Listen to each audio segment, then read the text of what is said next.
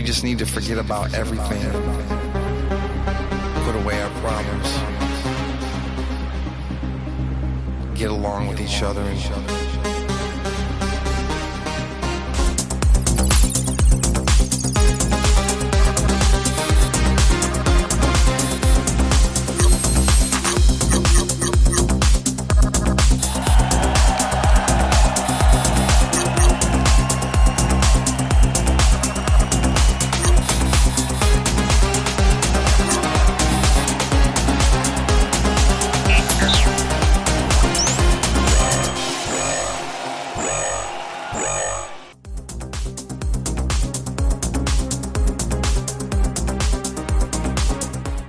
All right, welcome on in to Student of the Game, the show where we dive headfirst into the world of sports for both the diehard fan and the novice alike. I'm Brett Lawson as we are live, as always, on Go Live Vegas from the Go Live Vegas studio. If you're checking us out on Facebook, YouTube, Twitter, Instagram, any of the social media platforms, as well as our Roku channel, we appreciate it. Be sure to like and subscribe, and also check out that Go Live Vegas app to catch the audio feed as well as 24/7 music when any of the Go Live Vegas programs are not on air. We welcome you into a jam-packed day full of content, full of talking points, as it always is. Understandably so. The show last week previewing the Super Bowl was a big one, and if there's one even bigger, it's the show that recaps the Super Bowl. And obviously at this point, if you followed sports media, the talk radio, the television shows, if you go online through social media or read columns, obviously you've had a solid dose of takes and analysis in the aftermath of this game. This show taking place on a Wednesday. We're not in the immediate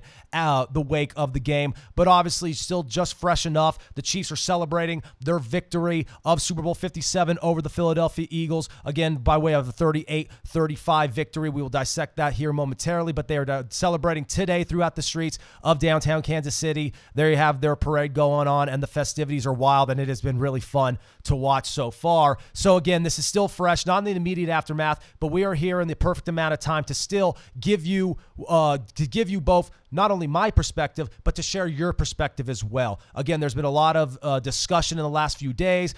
Do you kind of get those final opinions out there before we fully close the book on the NFL and turn the page, which we will today as we start to shift into basketball and some other things. But again, those final talking points that really put a bow on the season, we're going to get to them all here today, and we want you to be involved. So get on the phone lines. They will be open here in this opening segment, 702-329-6947 in the U.S. international line, 855-502-4321. Just press 1. We are also live on TikTok, so we appreciate you all tuning in that way. And later in the show, we will be joined by the first ever guest, or I guess I should say first ever on phone guest from someone within the media. We were lucky enough to have Danny Miner last week, host of the Crime Solver and diehard Philadelphia Eagles fan. Obviously, he's licking his wounds there, but we appreciate Danny for being the first ever show on the guest on the show. The first ever phone guest on the dial will be Kel Dansby, ESPN journalist and host of the Corner podcast. I actually was on Kel's show earlier this week, so in a typical podcast talk show media fashion, I scratch his back, he's going to scratch mine. Do with that what you will, but that's how it's going to go down today. So again, check out Kel's show wherever you can download your podcast, as well as YouTube. And we look forward to having him on the airwaves today, breaking down everything in the big game on Sunday, as well as the UFC 284 card that preceded it. We really didn't get to touch much on that last week with Danny, so since we had so much of a focus on the Super Bowl preview, but we will touch on UFC 284, we will touch on the Super Bowl, and we will touch on basketball as well. Look at those NBA futures and those growing storylines that are going to get that much more interesting here in the next few weeks as we get closer and closer to spring. So again, a lot to talk about today. We welcome you in. We want you to get on the chat room. We want to hear your thoughts, your takes, your opinions. By all means, join the conversation. Again, phones are open. So, with all that being said, what's the main takeaway of Super Bowl 57? Especially now here with a few days to really, again, chew it over. Is it the fact that the Eagles came in seeming like the better team with more talent, more depth, more well-rounded? The very thing that I alluded to on this show last week when I predicted them to win the game. Are we going to focus on how the superior team on paper wasn't the superior team throughout the game? Are we going to focus on how the top-ranked pass rush of the Philadelphia Eagles was completely neutralized by Kansas City Chiefs offensive line that had to prove themselves and did so in tremendous fashion? Are we going to talk about the quarterbacks, which usually is the first way you go in the first route you go when breaking down the Super Bowl beforehand and after the fact, and you do the same thing with the coaches? To me, What I'm going off of is the simple fact that I think, and I was a victim of this too, because all of what I just said kind of applies to this in all of the above type of fashion. Yes, the Philadelphia Eagles were better. Yes, there was a stark contrast in coach, maybe not so stark in quarterback, but still a gap at quarterback. But the main takeaway going into the game was that the Philadelphia Eagles were more well-rounded and overall had the superior roster. They had more talent. They had more depth. They just were a better all-around football team. And yet when it was all said and done, none of that mattered. I think the main takeaway in this is that in the regular season, that may get you far. But in the postseason, you don't rely on your depth. You rely on your stars. And in the particular case of the Kansas City Chiefs, you rely on your Hall of Fame stars.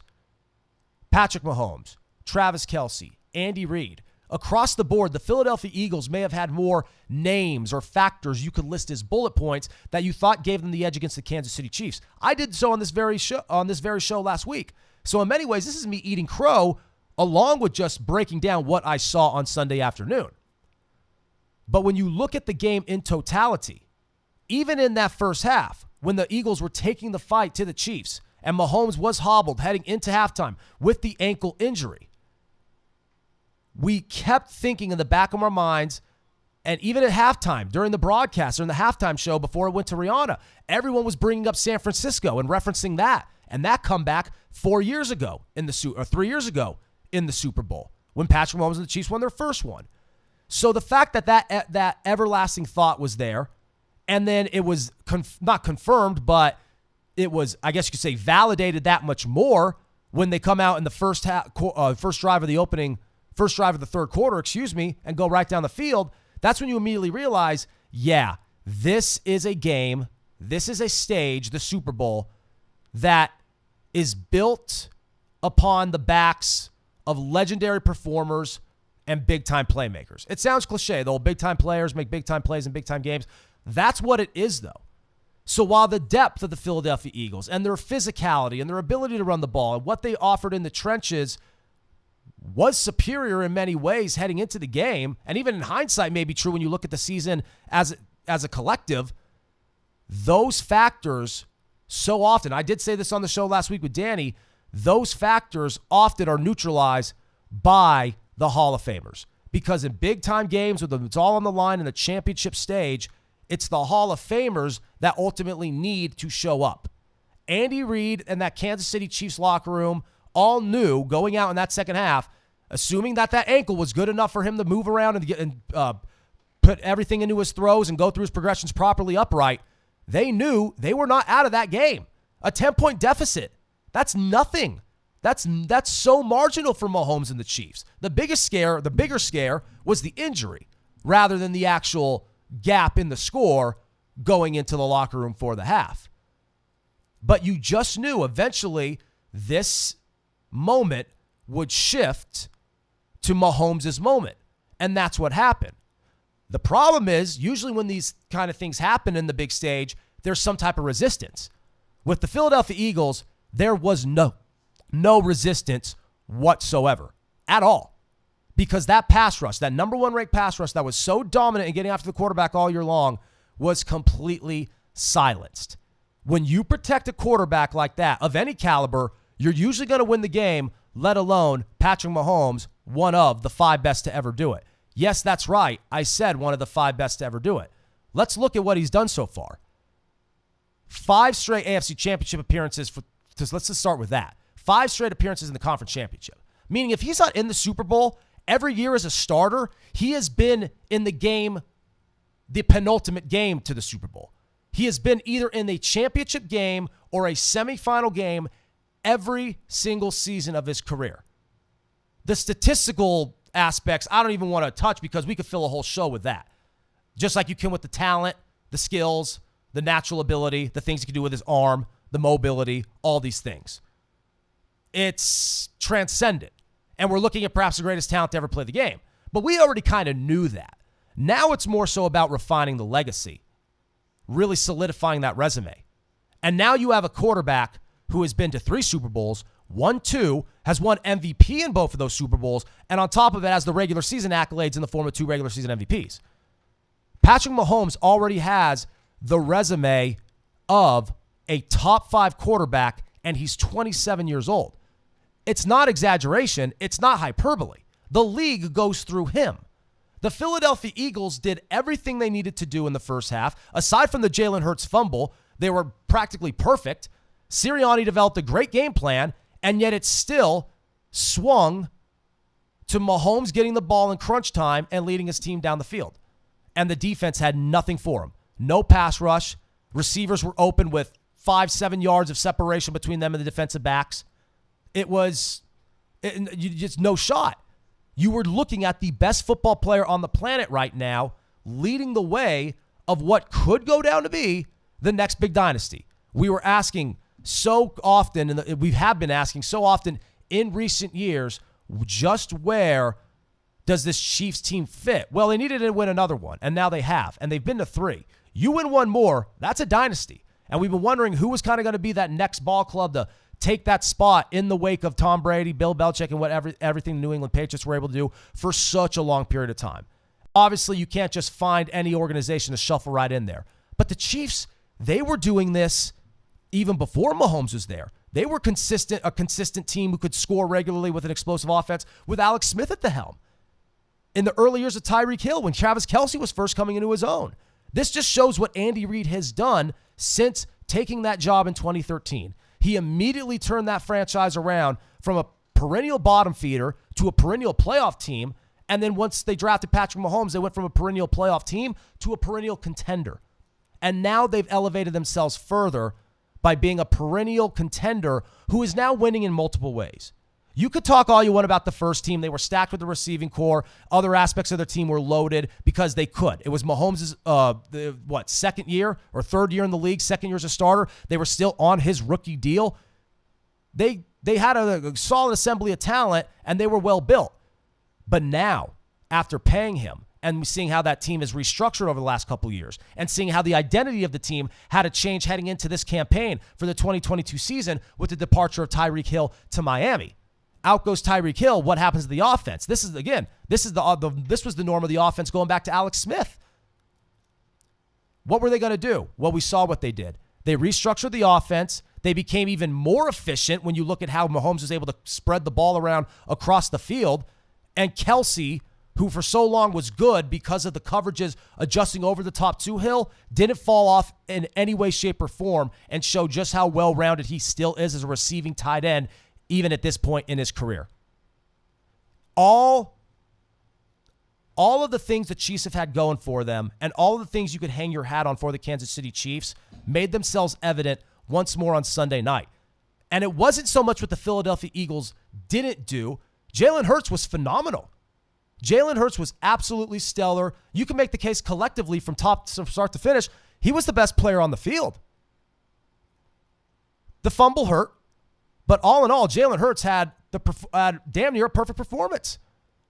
And it wasn't enough because when it was all said and done, you knew the player who had to be stopped when it mattered, as good as Jalen Hurts was, and as brilliant as he was, as accurate and as mobile as he was, you knew the player you were going to have to stop when it mattered was Mahomes, and the Philadelphia Eagles could not do it. That's what legendary players do. That's what legendary coaches and playmakers do. We saw that with the Chiefs. Brilliant game plan. Andy Reid, one of the best to ever call plays in an adjusting fashion in the middle of a game. The best in-game play designer maybe of his era for sure, maybe ever, with Eric Bieniemy at his side, the best offensive coordinator in football, who called a brilliant game. And again, that's not to say the Eagles didn't. Sirianni and company coached a damn good game. He lost his coordinators in the last 48 hours because they were so stellar all year long. They've now gotten jobs and they've left town.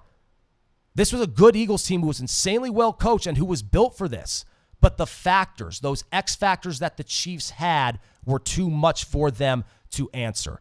And now when you look at Patrick Mahomes, who has already done so much in such a short span of time and has already done it in 2 different ways, being able to do it with the restructured team with a new identity, after being signed or after having the extension on his deal and after being paid to the moon and back, getting the kitchen sink, the Chiefs team was able to evolve and adapt and get right back there, even with all these other sharks in the water, the Bills, the Bengals, even the Chargers and the Jaguars. We know how stacked the AFC landscape is and how talented the quarterbacks are within it, and it didn't matter. Despite all the talk in the offseason about the Bills coming to get them and the Bengals making another run, it didn't matter. The Chiefs said, okay, watch this, and they got right back to where deep down I think we all expected them at least capable of being, but maybe we're kind of ready to jump off the bandwagon again with the departure of Hill and the fact that things just don't last forever in the NFL. And you're right, they don't. Windows close in the NFL. But you know what keeps windows open? Talent. Legendary talent. As long as Patrick Mahomes is at the helm and number 15 is taking snaps in a red and white uniform, that window is not closing. It's the same way New England's window never really closed while Brady was there. It's the same reason why, going back decades and decades, looking at Hall of Fame quarterbacks in dynasties, it's the same reason why Bradshaw and the Steelers window never closed. Montana and the Niners. Aikman and the Cowboys. It's just how it works. Hall of Fame coaches and Hall of Fame quarterbacks really make the difference in championship stages, even if it is even if it is talent and matchups and depth that get you there. Having the the edge in those categories, having the superior talent in those categories sometimes still isn't enough, and that was evident in Glendale, Arizona this past Sunday. The Eagles were stellar. I don't think it was one of those things where, you talk about how it was the schedule all year long. I mentioned that last week with Danny. Again, the Chiefs went through absolute dogs, just a tough schedule. The Eagles, not so much, but the Eagles also took care of business week in and week out, and we saw them play very, very well in the first half of that game against the Chiefs. So it's not like they were out of their element and the Chiefs were automatically more battle-tested. The Chiefs had a tougher road, I believe, and the Eagles didn't have a whole lot of resistance, but when you look at how things unfold in the regular season, the Eagles still were worthy of being there. They can't control their schedule. All they can do is go out and win football games, and they did. But what they can control is how they scheme against elite quarterbacks in crunch time moments, and they did not have a whole lot of experience doing that. That much was evident. Granted, there's not a whole lot of Patrick Mahomes running around the league. In fact, as judging by what I just said, and anyone else who's been following the game of football, as they will say and tell you, no one is like Patrick Mahomes. There's not anybody like Patrick Mahomes in the league right now. But maybe had the Eagles been a little more battle-tested against higher caliber offenses throughout the season, maybe the scenario is different. We don't know. You can play woulda, shoulda, coulda, just like you can with that penalty. And I know it kind of seems like I'm bearing the lead, not mentioning that penalty here until we're about 2 minutes until going to break. But here's the thing. That penalty is going to be called every single time. Every single time. I know you want to say, oh, in this stage, you can't do that. It's a Super Bowl. No, see, it's a Super Bowl. When the lights are on bright, the biggest entertainment stage in the world, there's no instance they would not call that, especially on a double move when the receiver is already getting separation on his break and you have a defensive back making contact on a white jersey with a colored glove. They're going to call it every time. I commend Ray Bradbury for being honest about it. He had a heck of a year. He was a huge reason why this Eagles defense has been so productive, but that was a penalty. He held Juju Smith-Schuster's jersey, and they made the right call. It was backbreaking. It was tough. Even I grimaced at it. It was hard for me to not go, ooh, really? You're gonna roll with that? But judging by the rule and judging by what took place, they're going to call it every time. And even if it wasn't called, that still isn't automatically the story of the game on either side of the coin, whether it's called or not. The story of the game is number 15. And that's the story of the league right now. It goes through him until, quite frankly, he says otherwise or his body gives out on him. Because as long as he continues to develop, we may not even see the best version of, probably haven't even seen the best version of him yet. There's still some flaws in his mechanics here and there. Imagine once he gets those fine-tuned. We may be looking at truly one of the most impressive player profiles in the history of the National Football League, and we're not even 7 years into it. That is something. So we'll see. Looking at the Super Bowl futures right now before we go to break, Kansas City already leading the charge at plus 600 to win Super Bowl 58. No surprise there. Buffalo trailing them at plus 900. San Francisco at the same price. Philadelphia Eagles find themselves in plus 900 as well. You could get the Bengals at plus 950. Good value there for probably the only team who really shows to have any type or really shows to be any type of thorn in the side to Kansas City. It's Joe Burrow and those Bengals. So plus 950, some good value there. Here in mid to late February, and rounding it out, Dallas at plus 1,400, Baltimore at 16-1, the Chargers at 20-1, and Jacksonville at 25-1 if you want odds that are a little longer. So we'll chew that over more. We'll chew over other scenarios surrounding the betting due to the free agency, due to the draft in the upcoming weeks. Obviously, it's not that far around the corner, but the main takeaway now is as we turn the page is just knowing where in the league we are. And even though we continue to see a lot of evolution, a lot of change, the one constant is Patrick Mahomes, Andy Reid, and the Kansas City Chiefs. We'll be back here on the other side and student of the game with Kel Dansby. He'll give some of his thoughts on the game as well, and also dive into that UFC 284 card. So don't go anywhere as we are live here on Go Live Vegas.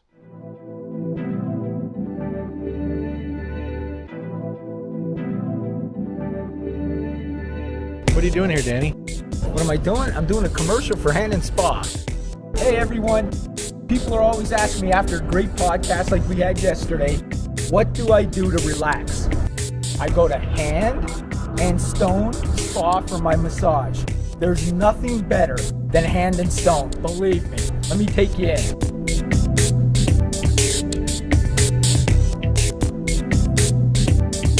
Okay, we're in. Look at how beautiful this place is. You got a relaxing sitting area.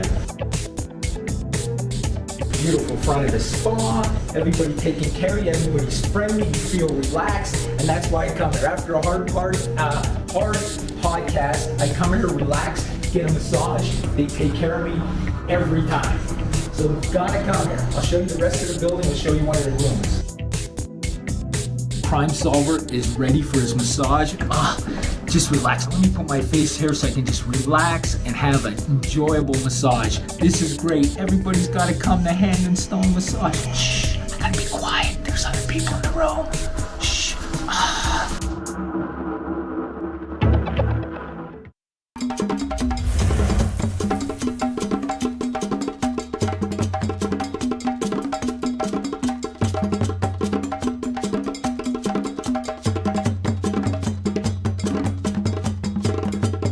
Vegas Studios, a unique multi-camera social media virtual content creators paradise. We offer high-end services using live streaming and film production for your personal or corporate, commercial or event and campaign needs. Pre-record or live stream to your audience on multiple social media platforms simultaneously. Fun and interactive with social media comments, phone lines, live remotes, audio Foley sounds, and Snapchat filters. Be creative, get recognized, and make money. We help you by providing an all in-house production team. Visit our website at golive.vegas.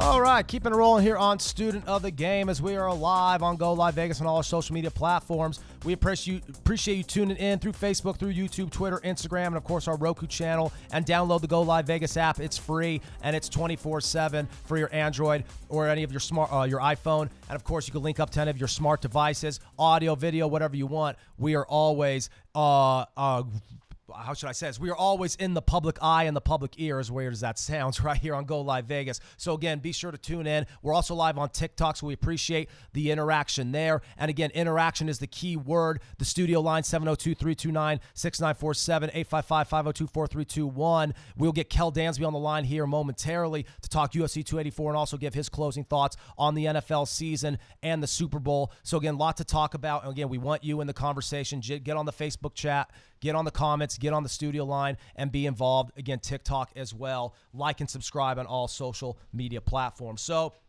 a lot to chew over with. I know it seemed very Chiefs loaded in that opening segment when recapping Super Bowl 57, but it's kind of hard not to be because at the end of the day, that's the main story here. The Eagles, ultimately, their side of the story is a damn good football team who took care of business all year long in tremendous fashion and then folded because ultimately they could not bring to the table what they brought to the table all year long. I don't want to say choked. It's not folded is kind of thrown around too often with a negative connotation. It wasn't that. They didn't choke or give it away to Kansas City, but they could not capitalize with a lead in those type of moments when Kansas City had its back to the wall. And that very much is the difference in the game, and that's why it's hard not to kind of sit here with the main takeaway being Kansas City, being able to overcome that and win their second Super Bowl in 4 years. Again, is it a dynasty? It very well could be. I believe they need one more. But when you talk about 3 Super Bowl appearances and now 2 wins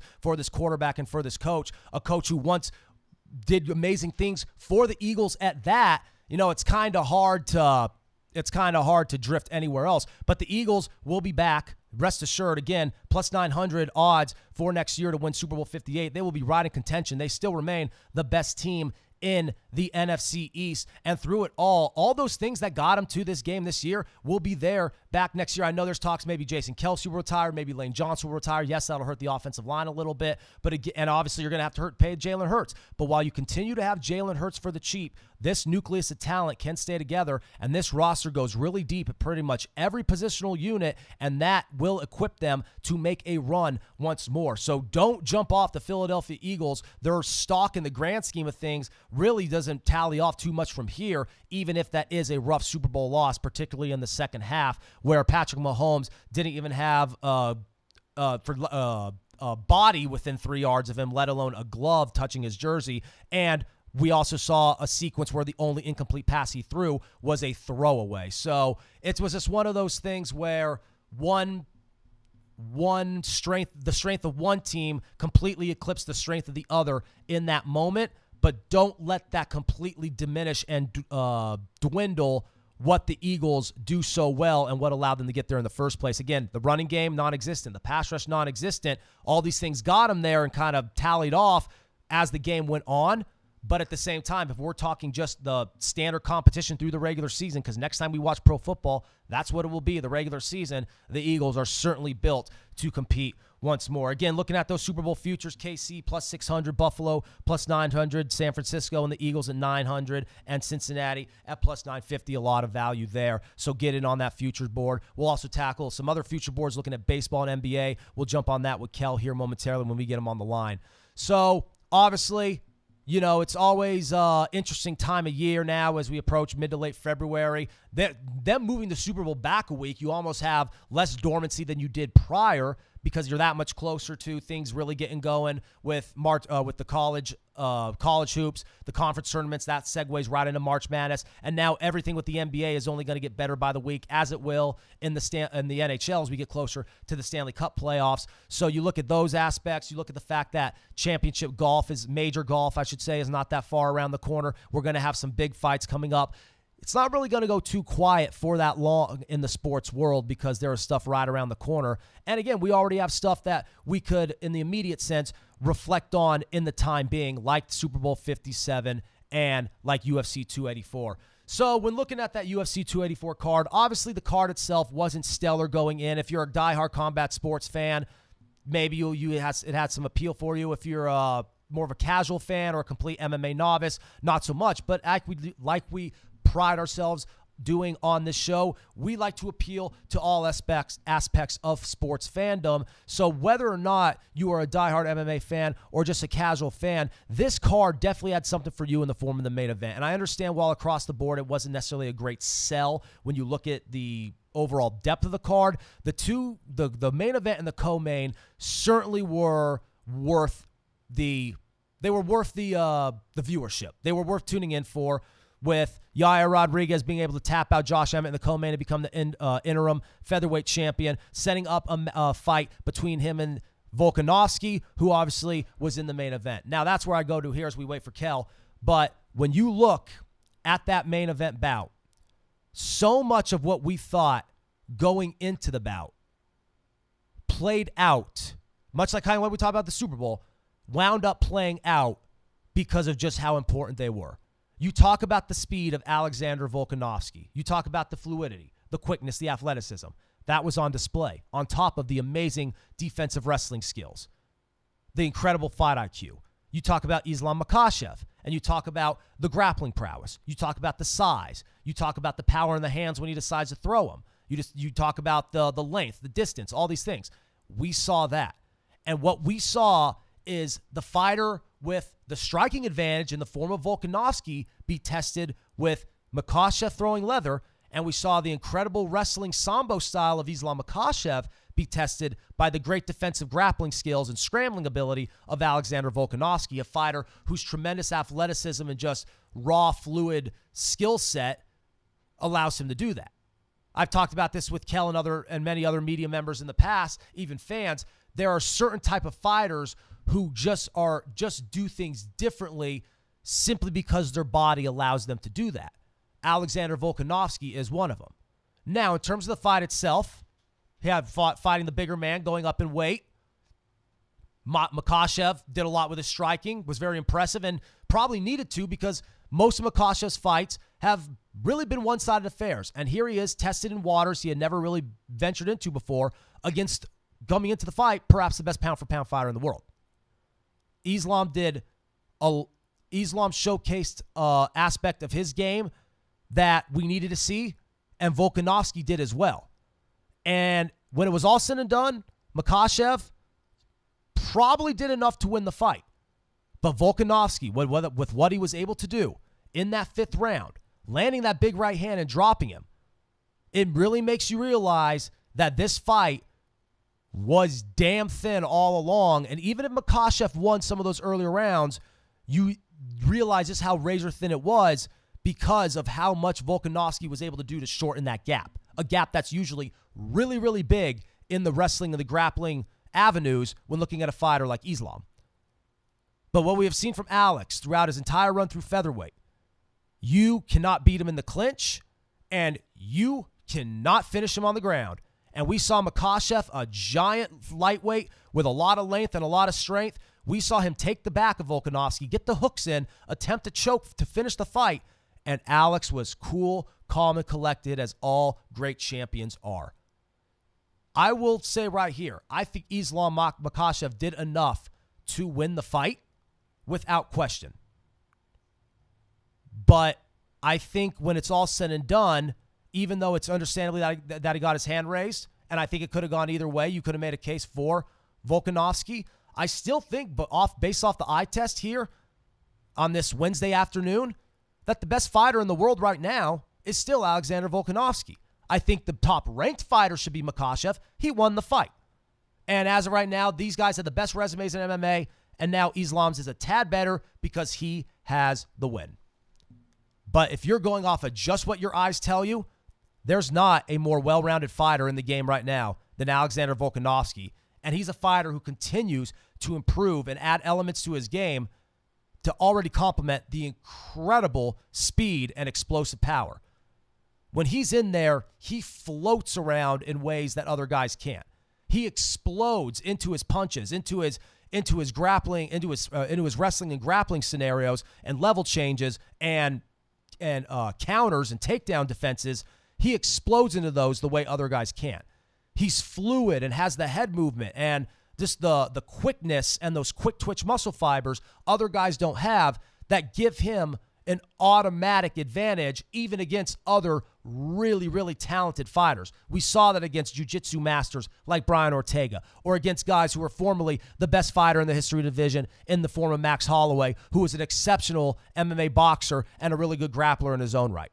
But Volkanovski continuing to build on those skill sets and that athleticism that was really developed as a rugby player coming up, because that's what we're starting to see. We're starting to see fighters now who have excelled in other sports as amateurs now venturing into MMA and using that natural ability with the disciplines they learn in the sport to become an unstoppable machine. We see Volkanovski train at Tiger MMA, training with absolute just goons, quite frankly.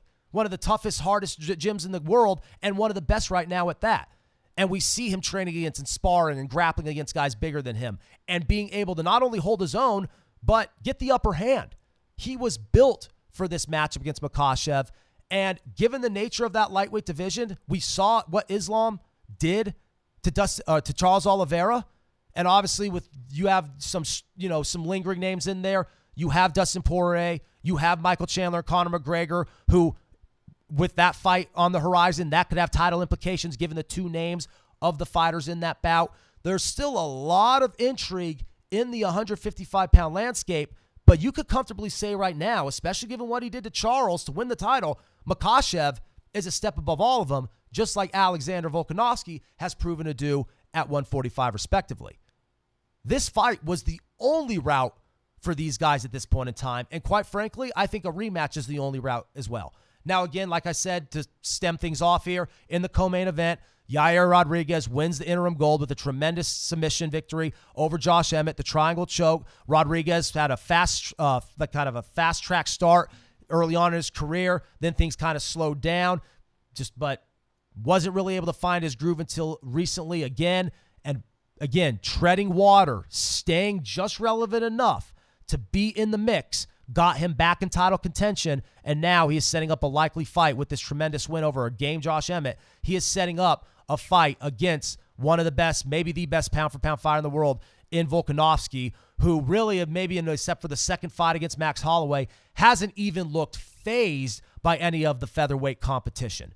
The biggest test we've seen Volkanovski face was what he faced Saturday, and I think it very well could be possible that the biggest test Makhachev faces, all respect to the rest of that lightweight division, may wind up being Alexander Volkanovski. Plus, given his size and his frame and his athleticism, there are a lot of things going for Alex in terms of if he wanted to move up in weight full time. He has that going for him to where he could compete at 155 on a full-time basis and go and dominate those waters as well. It may just get to the point, especially if he is victorious against Yair Rodriguez in this fight, which likely will happen. He may just have to do that, especially now that we already got a taste of it with him jumping up to try to become a two-belt champion. So we look at the 155 landscape. It remains one of the best divisions in the sport right now, but that just goes to show how good Volkanovski is. He could go in there and compete and not only just tread water, but really become a predator in that ocean. I think all things eventually point to an eventual rematch between these two fighters, because I think if there is one fighter built to beat Makhachev right now,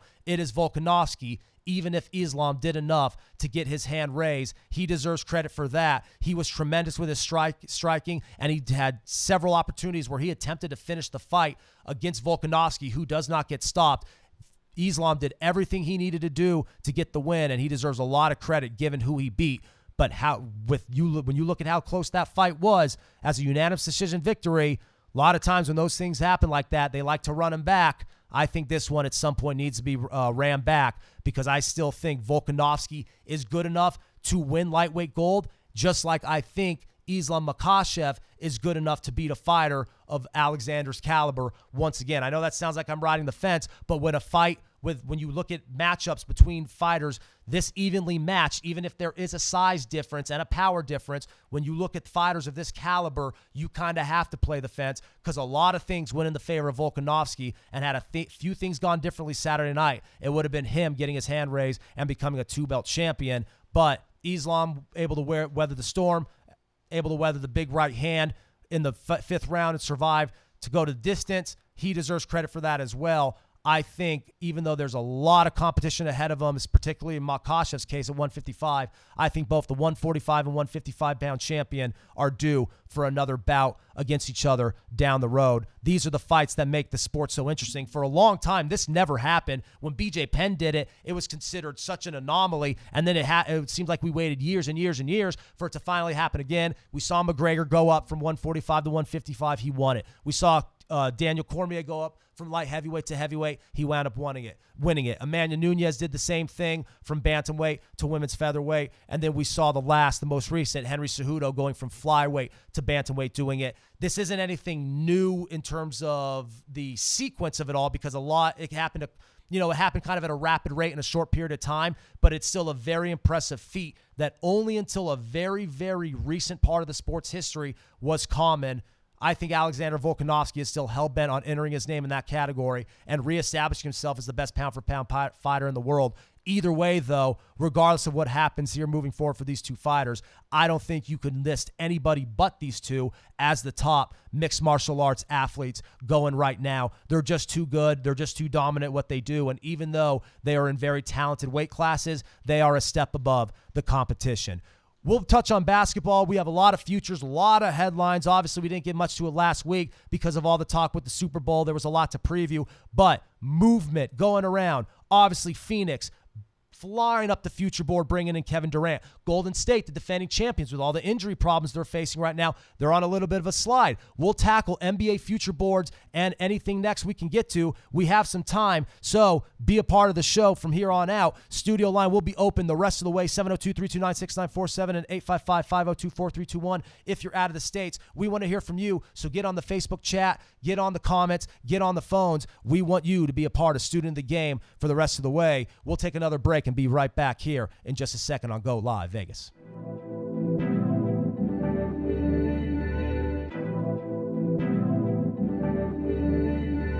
What are you doing here, Danny? What am I doing? I'm doing a commercial for Hand and Spa. Hey, everyone. People are always asking me after a great podcast like we had yesterday, what do I do to relax? I go to Hand and Stone Spa for my massage. There's nothing better than Hand and Stone, believe me. Let me take you in.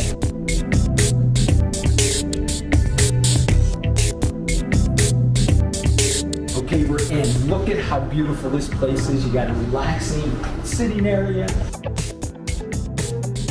Beautiful front of the spa. Everybody taking care of you. Everybody's friendly. You feel relaxed. And that's why I come here. After a hard podcast, I come here to relax, get a massage. They take care of me every time. So you've got to come here. I'll show you the rest of the building. I'll show you one of the rooms. Crime Solver is ready for his massage. Just relax. Let me put my face here so I can just relax and have an enjoyable massage. This is great. Everybody's got to come to Hand and Stone Massage. Shh, I gotta be quiet. There's other people in the room. Shh.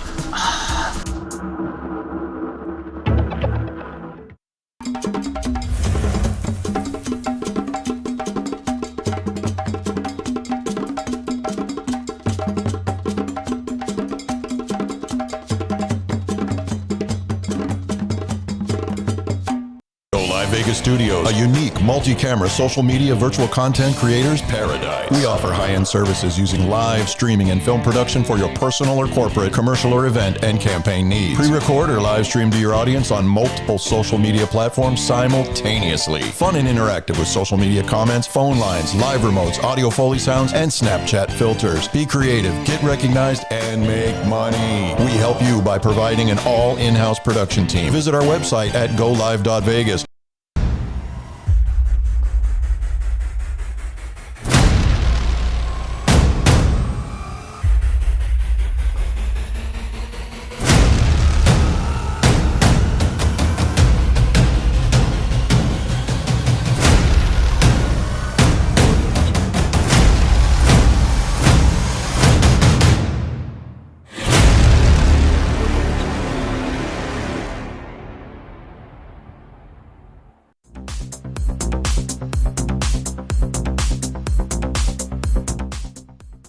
All right, looking to put a bow on it here. Well, we got about 15 minutes yet, so maybe not yet, but we're definitely on the home stretch here on Student of the Game. I'm Brett Lawson, live from the Go Live Vegas studios. And as I said before the break, we really now want you to get a part of the show. We already had a couple episodes underway, so now is the time we want to increase that viewership, that listenership, but also increase the interaction from the listeners and from our viewers. We want that audience to be a part of the show. We already have almost a full 3 episodes under our belt, so the wheels are rolling. We are out of the gate, so now is the time we really try to solidify ourselves as a legitimate sports talk show, and the only way to ever do that is to gather the thoughts and the takes of the masses. It shouldn't just be me running my trap up here. I want to interact with you guys. I want to hear your thoughts and opinions, so please jump on the line, 702-329-6947, 855-502-4321. Just press 1 if you're out of the States.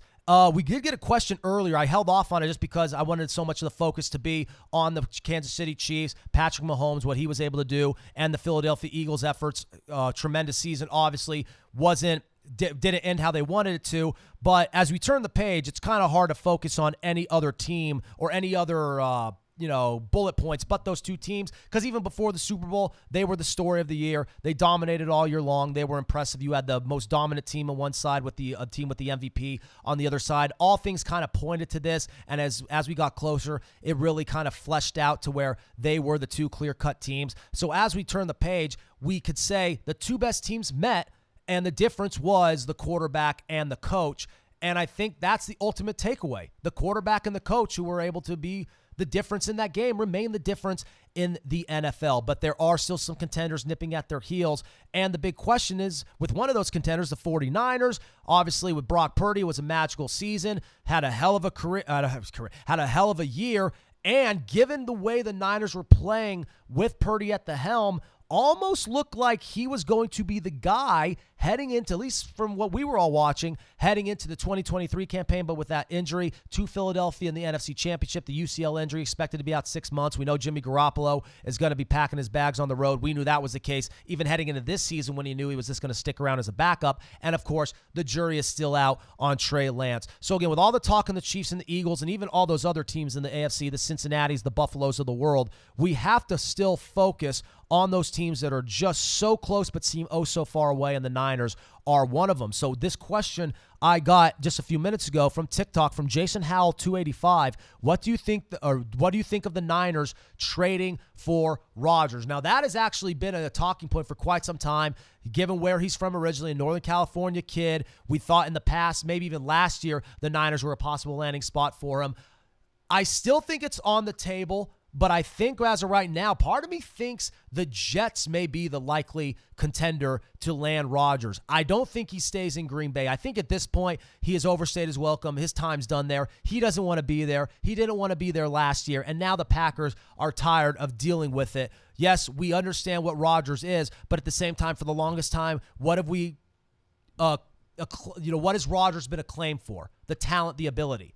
Well, a quarterback with maybe even greater talent and ability is now putting it all together and fulfilling his potential in the form of the man we were just talking about in Patrick Mahomes.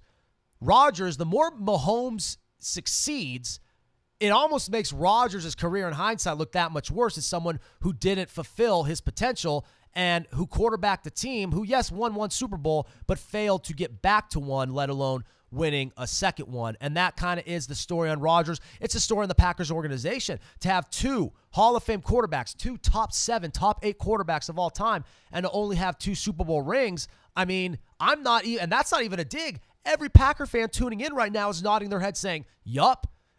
And that's why even the Green Bay faithful, the Cheeseheads, although that, those crazies who pack in Lambeau week in and week out, who, hell, have ownership stake in the team, who have season tickets to the team going back for generations, they now are starting to kind of unsubscribe off of Rodgers. And we know how dedicated Packer fans are and how that organization sometimes hangs on to things or certain traditions for too long and doesn't like to modernize. Even now, the fans of that organization are getting fed up.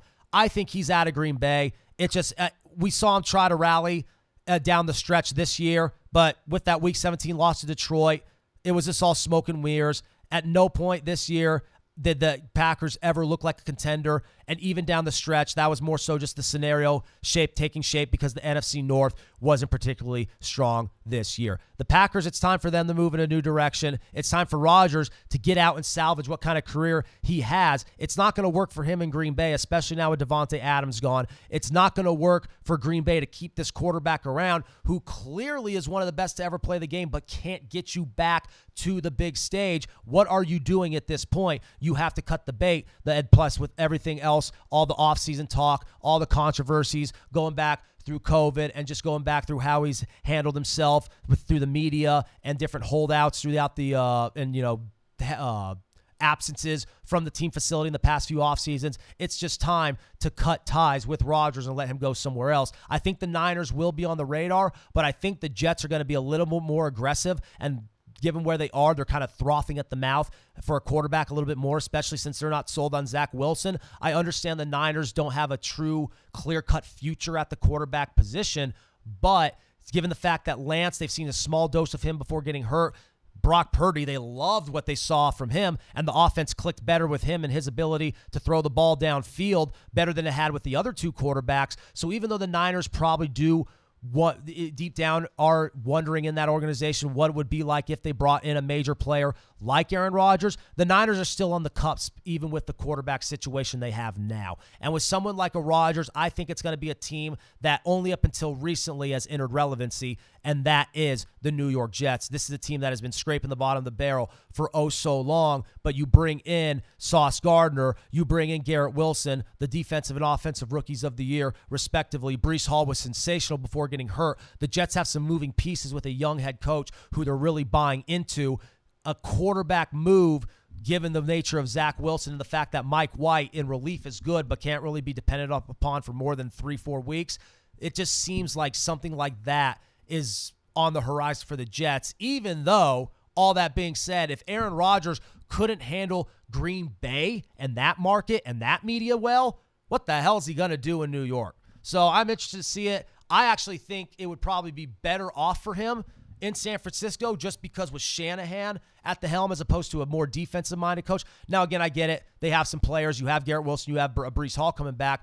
But so much of it, as we just talked about with Kansas City and Bieniemy and Andy Reid, so much of it is play calling and quarterback. In San Francisco, you already have the scheme and the play calling, and he himself will provide the quarterback on what is already probably next to Philly, the most well-balanced team, certainly from a talent perspective in the NFC. You can make the case that Cincinnati and San Francisco outside of Philadelphia are the most well-rounded rosters in the league right now, and that's saying something given the fact that Philadelphia and Cincinnati have elite quarterbacks, one of them being the runner-up for the MVP and the other one being the only quarterback in the AFC who seems to be close to Mahomes. So obviously that you kind of take that with a grain of salt, and the fact that, and you honestly have to take it with a bit of a tip of the cap, because for the Niners to get that far with this change-up at quarterback year in and year out, it really is impressive. You have to wonder if they were to bring an elite legend in, an elite future Hall of Famer in, a guy with legendary talent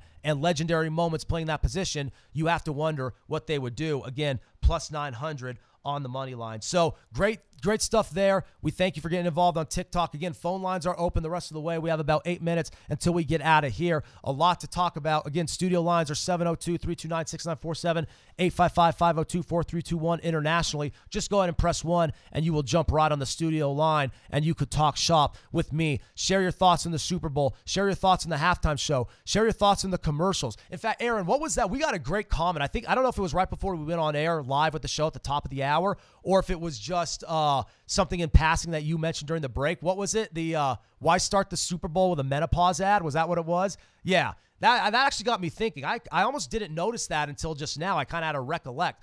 What do you guys think of the commercials? Yeah, again, get on the chat, get in the comments. We want to know. The commercials, it seems this year, was almost like the final nail in the coffin to where no longer are the commercials a running theme heading into the game. They used to always be a big part of anticipation to where, again, the novice, the casual sports fan, even the person who doesn't like sports at all, they could show up to the Super Bowl party and feel a part of the festivities. But now you don't even have that. You are essentially reliant on the halftime show strictly if you are not a football fan. Other than that, you're pretty much resorting to the Puppy Bowl on Animal Planet. So it's one of those things. I thought myself, again, the commercials, I don't put too much stock into anymore. And now, moving forward, I'm never going to. Half of them you see on YouTube and social media before they come out on Super Bowl Sunday anyway. They're put out on the digital front before they're ever broadcast live on television. So it's just one of those things where I think you kind of have to know what you're getting at this point. Advertising and marketing work differently anyway.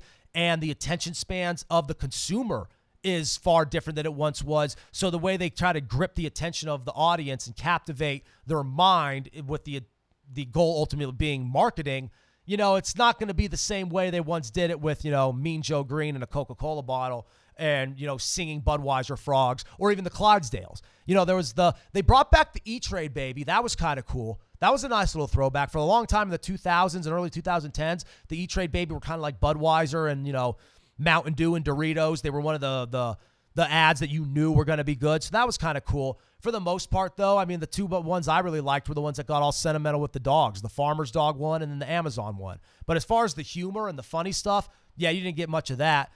But the halftime show is interesting because the halftime show, the reaction seems a little polarizing. A lot of people didn't like Rihanna's lack of movement, but a lot of people are all like, okay, she's pregnant. What do you expect? She should be commended for that.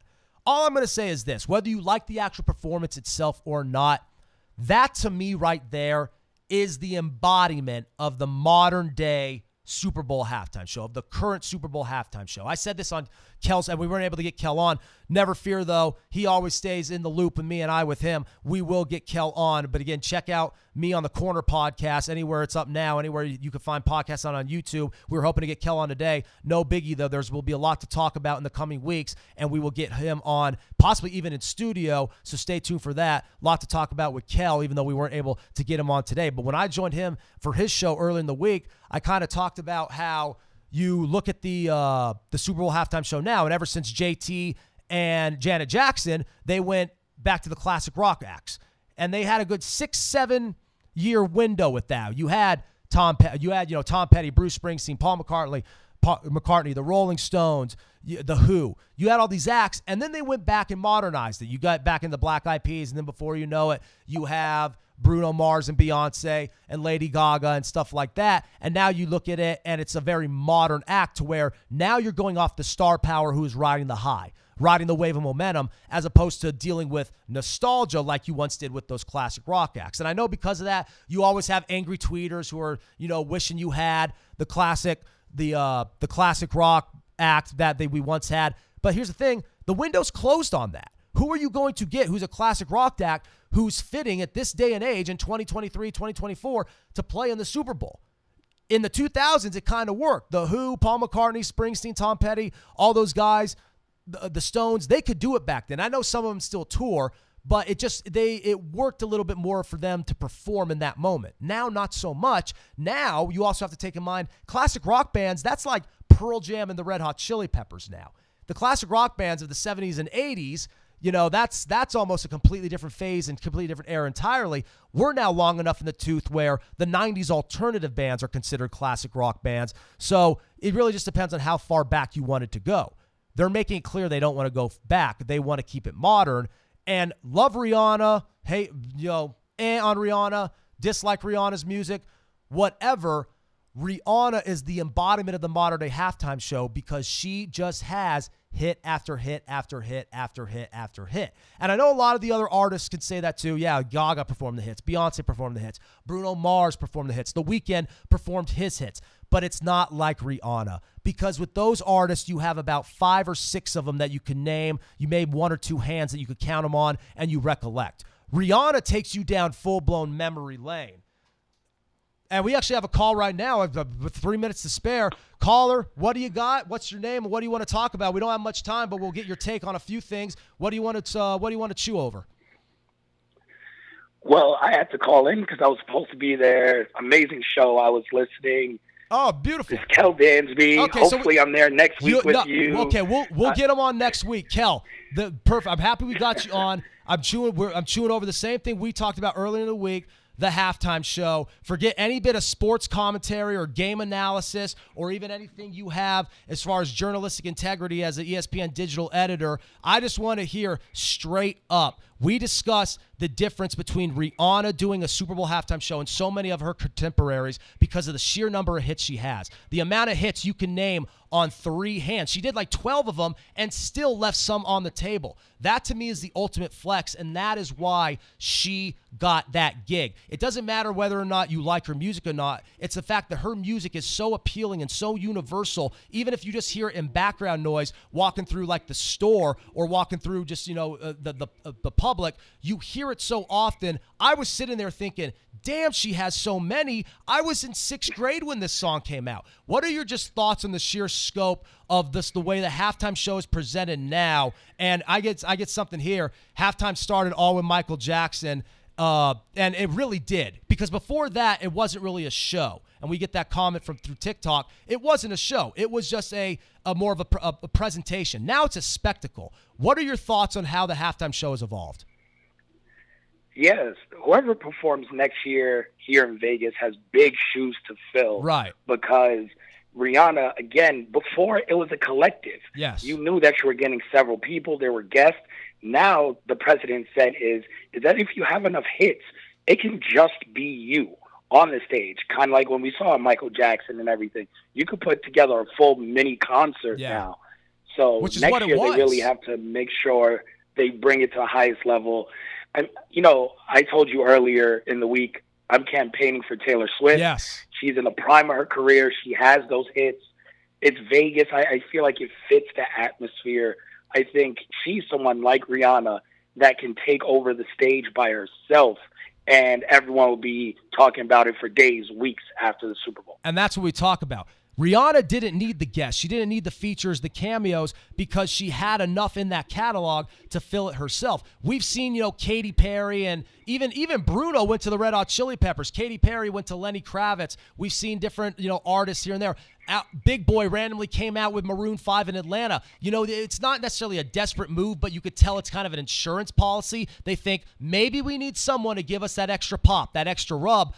Rihanna didn't need it, and I'm with you, Kel. I don't think Taylor will need it. Again, the very polarizing figure, and we talked about it, how the people who buy into Taylor Swift's music, they buy into that all the way completely as if it's a part of their livelihood. So you carry that over. I think that'll have a much more positive reception going in if you were to book Taylor Swift for the Super Bowl halftime show. A lot of sports fans on the surface think, oh, that won't work for football. But yes, it will, because it's not about working for a football game. It's about, like you said, having the right type of mini concert with an artist with enough star power and enough staying power to where they have the nostalgia and their older hits to where people can think, oh, wow, she's been around for a while, but they have the relevancy of their current hits to where you also think, oh, wow, she's still doing it, riding the wave of momentum. Kel, we got to get out of here really quick. Let me get one more little bit of information from you, though. Obviously, we'll touch on this more next week. This just came in earlier today, not long before we went live on the show. Jake Paul, Tommy Fury, there's reports from the WBC. If Jake Paul is victorious, he could enter himself in a championship contention. I have my thoughts on that. We'll discuss it more in the future. Really quick before we get out of here, though, what are your thoughts on that? And do you think it's warranted at this point, given what Jake Paul has done, and if he has yet another victory over Tommy Fury, do you think that would be a justification? In boxing, it's all about money. That gets you a belt. Yep. By this time next year, we're talking about world champion Jake Paul versus Canelo Alvarez. Yeah. Book it. There you go. It sounds crazy, and Kel and I will flesh that out more in the future, but bear with us because we have said some crazy stuff in the past in the fight game that has come to fruition. It started as prophecy, it started as speculation, and it became a reality. I know that sounds out there now, Canelo Alvarez and Jake Paul. Hell, he even said that to the media just a year and a half ago. That's on his radar, and he wants to fight Canelo, and now it could be likely. We'll see how he handles business against Tommy Fury. Stay tuned for Kel in the near future right here in Student of the Game. We'll get that worked out. Hopefully we'll get him in studio next time. Great stuff, Kel. We appreciate it. And again, check me out on his podcast, The Corner, available wherever you get podcasts as well as YouTube. But as far as today, that's a wrap. I know I said we'll get to NBA futures. Bear with me. We will next week. We have a lot of hockey, a lot of basketball to talk about. We have baseball on the horizon. It's only going to get more and more interesting and more in-depth from here. Don't think just because football is done, we are done here. We're going to turn the page. We're going to flip the script, and we're going to continue to give all the conversation and discussion we can on the world of sports. So remember to be involved, like and subscribe all our social media platforms, and check out our Roku channel and that Go Live Vegas app. Until then, we thank you for joining the show. Kel, thank you for the brief time we had him. We thank you for tuning in on TikTok and being involved in social media. This has been Student of the Game with Brett Lawson. We wish you all a great week, and we will catch you all next week, same time, same place on Go Live Vegas. Have a good one, y'all.